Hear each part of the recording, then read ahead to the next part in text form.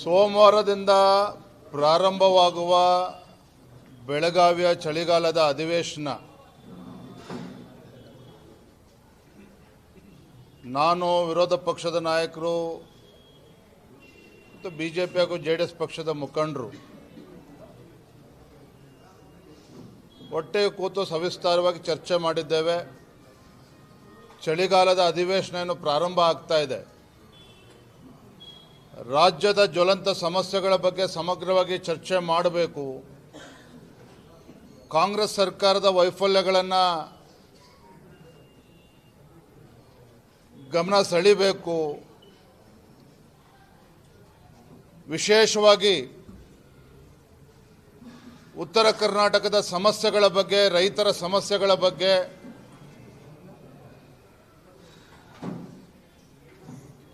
ನೀರಾವರಿ ಸಮಸ್ಯೆ ಬಗ್ಗೆ ಇವೆಲ್ಲವೂ ಕೂಡ ಚರ್ಚೆ ಮಾಡಬೇಕು. ಏನಾಗ್ತದೆ ಅಂತ ಹೇಳಿದ್ರೆ, ಪ್ರತಿ ಬಾರಿ ಬೆಳಗಾವಿನಲ್ಲಿ ಅಧಿವೇಶನ ನಡೆದಾಗ ನಾಮಕವಾಸ್ತೆ ಒಂದಿನ ಉತ್ತರ ಕರ್ನಾಟಕ ಸಮಸ್ಯೆಗಳ ಬಗ್ಗೆ ಚರ್ಚೆ ಮಾಡೋ ಹಾಗೆ ಆಗ್ತದೆ. ಹಿಂದಿನ ಮುಖ್ಯಮಂತ್ರಿಗಳು ಸನ್ಮಾನ್ಯ BS ಯಡಿಯೂರಪ್ಪನವರು ಬೆಳಗಾವಿಯಲ್ಲಿ ಸುವರ್ಣಸೌಧ ಮಾಡಬೇಕು ಅನ್ನೋ ಉದ್ದೇಶ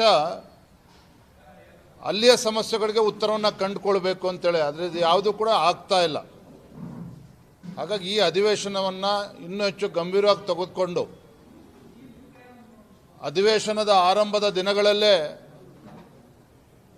ಈ ಎಲ್ಲ ಸಮಸ್ಯೆಗಳ ಬಗ್ಗೆ ಚರ್ಚೆ ಮಾಡಬೇಕು ಅಂತ ನಾವು ತೀರ್ಮಾನ ಮಾಡಿದ್ದೇವೆ. ತಮಗೆಲ್ಲ ತಿಳಿದಿದೆ, ಕಬ್ಬು ಬೆಳೆಗಾರರ ಸಮಸ್ಯೆ ಇನ್ನೂ ಕೂಡ ಇತ್ಯರ್ಥ ಆಗಿಲ್ಲ.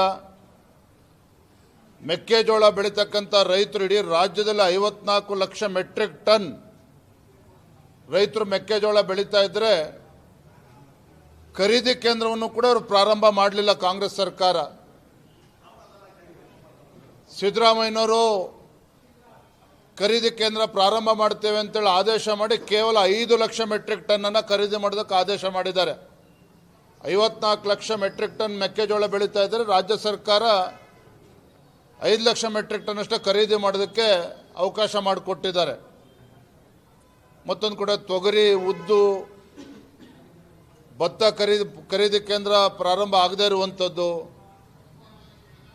ತುಂಗಭದ್ರಾ ಏನು ಜಲಾಶಯದ ಗೇಟ್ಗಳನ್ನು ಅಳವಡಿಸ್ತಕ್ಕಂಥದ್ದು, ಇವತ್ತು ಪತ್ರಿಕೆಯಲ್ಲಿ ಫೋಟೋನು ಕೂಡ ನೋಡಿದೆ, ಪ್ರಾರಂಭ ಮಾಡಿದ್ದಾರೆ ಅಂತೇಳಿ. ತಡವಾದರೂ ಸಹ ಅಲ್ಲೇನು ರೈತರು ಹೋರಾಟ ಮಾಡ್ತಾಯಿದ್ರು, ಪ್ರತಿಭಟನೆ ಮಾಡ್ತಾಯಿದ್ರು, ಎಚ್ಚೆತ್ತುಕೊಂಡು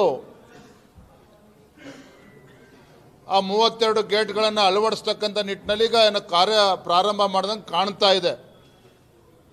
ಆದರೆ ನಮ್ಮ ಆಗ್ರಹ, ರಾಜ್ಯ ಸರ್ಕಾರದ ಬೇಜವಾಬ್ದಾರಿತನದಿಂದ ಆ ತುಂಗಭದ್ರಾ ಜಲಾಶಯದ ಗೇಟ್ಗಳನ್ನು ಅಳವಡಿಸುವಂಥ ವಿಚಾರದಲ್ಲಿ ಏನು ಡಿಲೇ ಆಗಿದೆ, ಇದರ ಪರಿಣಾಮ ಏನಪ್ಪ ಅಂತ ಹೇಳಿದ್ರೆ ಆ ಭಾಗದ ರೈತರು ತಮ್ಮ 2ನೇ ಬೆಳೆಯನ್ನು ಕಳೆದುಕೊಂಡಿದ್ದಾರೆ, ಬೆಳೆಯೋದಕ್ಕೆ ಸಾಧ್ಯ ಇಲ್ಲ. ಹಾಗಾಗಿ ಆ ಭಾಗದ ರೈತರಿಗೆ 25,000 ರೂಪಾಯಿ ಒಂದು ಎಕರೆಗೆ ಪರಿಹಾರವನ್ನು ಕೊಡಬೇಕು ಅನ್ನುವ ಆಗ್ರಹವನ್ನು ನಾವು ಅವತ್ತಿಂದನೂ ಕೂಡ ಮಾಡ್ತಾ ಇದ್ದೇವೆ. ಸೊ ಇವೆಲ್ಲ ವಿಚಾರಗಳನ್ನು ನಾವು ತೆಗೆದುಕೊಂಡು ಬೆಳಗಾವಿನಲ್ಲಿ 8ನೇ ತಾರೀಕು ಅಧಿವೇಶನ ಪ್ರಾರಂಭ ಆಗ್ತದೆ. 9ನೇ ತಾರೀಕು ಸುಮಾರು ಒಂದು 15-20 ಸಾವಿರ ರೈತರು ಎಲ್ಲರೂ ಕೂಡ ಒಗ್ಗೂಡಿಸ್ಕೊಂಡು ಸುವರ್ಣಸೌಧ ಮುತ್ತಿಗೆಯನ್ನು ಹಾಕಬೇಕು ಅಂತೇಳಿ ಈಗಾಗಲೇ ಭಾರತೀಯ ಜನತಾ ಪಾರ್ಟಿ ತೀರ್ಮಾನ ಮಾಡಿದ್ದೇವೆ. 9ನೇ ತಾರೀಕು ಮಂಗಳವಾರ ಬಹಳ ದೊಡ್ಡ ಸಂಖ್ಯೆಯಲ್ಲಿ ರೈತರು ಬರ್ತಾರೆ, ಪ್ರತಿಭಟನೆ ಮಾಡ್ತೇವೆ. ವಿಧಾನಸೌಧ ಸುವರ್ಣಸೌಧ ಮುತ್ತಿಗೆ ಹಾಕುವ ಮುಖೇನ ಈ ರಾಜ್ಯ ಸರ್ಕಾರವನ್ನು, ರೈತ ವಿರೋಧಿ ಕಾಂಗ್ರೆಸ್ ಸರ್ಕಾರವನ್ನು ಬಡಿದೆಬ್ಬಿಸುವ ಕೆಲಸವನ್ನು ನಾವು ಮಾಡ್ತೇವೆ. ತದನಂತರದ ಸದನದಲ್ಲೂ ಕೂಡ ನಾವು ಚರ್ಚೆ ಮಾಡ್ತೇವೆ.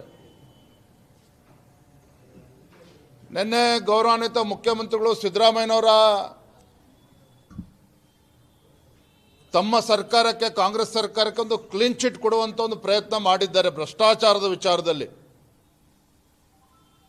ನಾನು ಉಪಲೋಕಾಯುಕ್ತರು ಏನು ಹೇಳಿದ್ದಾರೆ ಅದ್ರ ಬಗ್ಗೆ ನಾನು ಇಲ್ಲಿ ಚರ್ಚೆ ಮಾಡೋದಕ್ಕೆ ಹೋಗೋದಿಲ್ಲ. ಆದರೆ ಮಾನ್ಯ ಮುಖ್ಯಮಂತ್ರಿಗಳಿಗೆ ತಮ್ಮ ಮುಖೇನ ನಾನು ಕೇಳೋದಕ್ಕೆ ಇಚ್ಛೆಪಡ್ತೇನೆ. ಏನು ಹಿಂದೆ ಭಾರತೀಯ ಜನತಾ ಪಾರ್ಟಿ ಬಿಜೆಪಿ ಸರ್ಕಾರ ಇದ್ದಾಗ 40% ಭ್ರಷ್ಟಾಚಾರದ ಆರೋಪ ಮಾಡಿದ್ರಿ.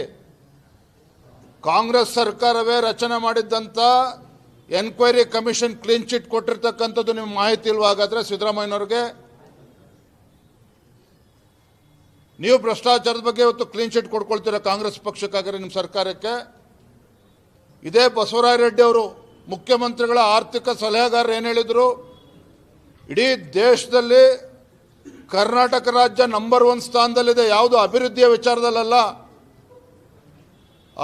ವಿಚಾರದಲ್ಲ, ಭ್ರಷ್ಟಾಚಾರದಲ್ಲಿ ಕರ್ನಾಟಕ ರಾಜ್ಯ ಪ್ರಥಮ ಸ್ಥಾನದಲ್ಲಿದೆ ಅಂತೇಳಿ ಮುಖ್ಯಮಂತ್ರಿಗಳ ಆರ್ಥಿಕ ಸಲಹೆಗಾರರು ಬಸವರಾಜ ರೆಡ್ಡಿ ಅವರು ಹೇಳಿಕೆಯನ್ನು ಕೊಟ್ಟಿದ್ರು. ಇನ್ನು ಹಿರಿಯ ಶಾಸಕರಾಗಿರ್ತ BR ಪಾಟೀಲ್ ಅವರು ಏನು ಹೇಳಿದ್ದಾರೆ ಭ್ರಷ್ಟಾಚಾರದ ವಿಚಾರದಲ್ಲಿ ಎಲ್ಲವೂ ಕೂಡ ಬಹಿರಂಗ ಆಗಿದೆ. ಹಾಗಾಗಿ ಭ್ರಷ್ಟಾಚಾರದಲ್ಲಿ ಇವತ್ತು ವಾಲ್ಮೀಕಿ ಅಭಿವೃದ್ಧಿ ನಿಗಮದ ಹಗರಣ ಸ್ವತಃ ಮುಖ್ಯಮಂತ್ರಿಗಳು ಸದನದಲ್ಲೇ ಒಪ್ಕೊಂಡ್ರು. 150 ಕೋಟಿ ಹಗರಣ ಅಲ್ಲ, ಅದು 85 ಕೋಟಿ ಹಗರಣ ಅಂತೇಳಿ ಮುಖ್ಯಮಂತ್ರಿಗಳೇ ಸದನದಲ್ಲಿ ಒಪ್ಕೊಂಡಿದ್ರು. ಮರ್ತೋಗಿದೆ ಸಿದ್ದರಾಮಯ್ಯನವ್ರಿಗೆ, DK ಶಿವಕುಮಾರ್ ಅವ್ರಿಗೆ. ಹಾಗಾದ್ರೆ ಯಾವ ಬಾಯಲ್ಲಿ ಹೇಳ್ತೀರಿ ನೀವು ಭ್ರಷ್ಟಾಚಾರ ರಹಿತ ಆಡಳಿತ ನೀಡ್ತಾ ಇದ್ದೀರಿ ಅಂತೇಳಿ? ಯಾವ ಮೂಢ ಹಗರಣ ಇನ್ನೂ ಕೂಡ ರಾಜ್ಯದ ಜನ ಮರ್ತಿಲ್ಲ. ನಮ್ಮನ್ನು ತೇಜೋವಧೆ ಮಾಡೋದಕ್ಕೋಸ್ಕರ ಭಾರತೀಯ ಜನತಾ ಪಾರ್ಟಿ JDS ಪಕ್ಷ ನಮ್ಮನ್ನು ತೇಜೋವಧೆ ಮಾಡ್ತಾ ಇದ್ದಾರೆ. ಯಾವುದೇ ಹಗರಣ ನಡೆದಿಲ್ಲ ಮೂಡಾದಲ್ಲಿ ಅಂತೇಳಿ ಅವಾಗಲೂ ಕ್ಲೀನ್ ಚಿಟ್ ಅಂತ ತಗೊಳ್ಳೋವಂಥ ಪ್ರಯತ್ನ ಮಾಡಿದ್ರಿ. ಯಾಕೆ 15 ನಿವೇಶಗಳನ್ನು ಹಿಂದಿರುಗಿಸಿದ್ರಿ ಸಿದ್ದರಾಮಯ್ಯನವರು? ಹಾಗಾದರೆ ಇದು ಭ್ರಷ್ಟಾಚಾರ ಅಲ್ವಾ? ಹಾಗಾಗಿ ಭ್ರಷ್ಟಾಚಾರದ ಬಗ್ಗೆ ಮಾತನಾಡ್ತಕ್ಕಂಥ ಯೋಗ್ಯತೆ ನೈತಿಕತೆ ಯಾವುದನ್ನು ಕೂಡ ಈ ಕಾಂಗ್ರೆಸ್ ಸರ್ಕಾರ ಉಳಿಸ್ಕೊಂಡಿಲ್ಲ. ನಿಮ್ಮ ಬಣ್ಣ ಇವತ್ತು ಬಯಲಾಗಿದೆ. ರಾಜ್ಯದಲ್ಲಿ ಯಾವುದೇ ಒಂದು ಅಭಿವೃದ್ಧಿ ಕೆಲಸ ನಡೀತಾ ಇಲ್ಲ. ರೈತರು ಸಂಕಷ್ಟದಲ್ಲಿದ್ದರೆ ಇವತ್ತು ಅದಕ್ಕೆ ಸ್ಪಂದನೆ ಮಾಡುವಂಥ ಕೆಲಸ ನೀವು ಮಾಡಿಲ್ಲ. ಹಾಗಾಗಿ ಎಲ್ಲ ವಿಚಾರಗಳನ್ನು ತೆಗೆದುಕೊಂಡು ಸದನದ ಒಳಗಡೆ BJP ಹಾಗೂ JDS ಎರಡೂ ಪಕ್ಷಗಳು ಒಟ್ಟಾಗಿ ಒಂದಾಗಿ ನಾವು ಈ ಸರ್ಕಾರವನ್ನು ಕಿವಿ ಹಿಂಡುವಂಥ ಕೆಲಸ ನಾವು ಮಾಡ್ತೇವೆ.